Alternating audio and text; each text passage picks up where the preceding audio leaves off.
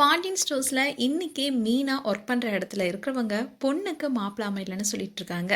மீனா, எங்கள் குடும்பத்தை பற்றி உங்களுக்கு எல்லாமே தெரியும், நான் எல்லாமே சொல்லியிருக்கேன். அப்புறம் எங்கள் சரவணன் மாமாவுக்கு பொண்ணு தீவிரமாக பார்த்துட்ருக்கோம், உங்கள் பொண்ணை பார்க்கலாமான்னு சொல்ல, அதில் உங்களுக்கு ஒரு பிரச்சனையுமே இல்லைன்னு கேட்க அவங்களும் சரின்னு சொல்கிறாங்க. அண்ட் ராஜி கண்ணை வீடு தேடி போகிறாங்க. அங்கே கண்ணு இல்லாதனால அவரோட ஃப்ரெண்டுக்கு ஃபோன் பண்ணி கேட்க திருச்சி ஃப்ரெண்டு கூட இருப்பான்னு சொல்கிறாங்க. அதனால ராஜி திருச்சிக்கு போகிறாங்க. இன்னொரு பக்கம் சரவணனுக்கு பொண்ணு அமையல பாரு, எவ்வளோ பிரச்சனைன்னு கோமதி சொல்லிட்டு போகிறாங்க செந்தில் கிட்ட.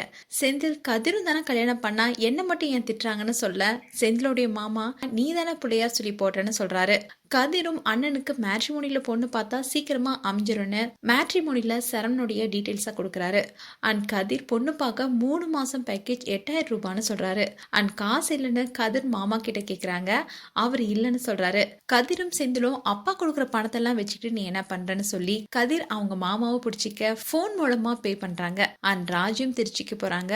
அங்க கண்ண ஃப்ரெண்டுக்கு போன் பண்ணி உங்களை நான் உடனே பார்க்கணும், வர முடியுமான்னு கேக்குறாங்க.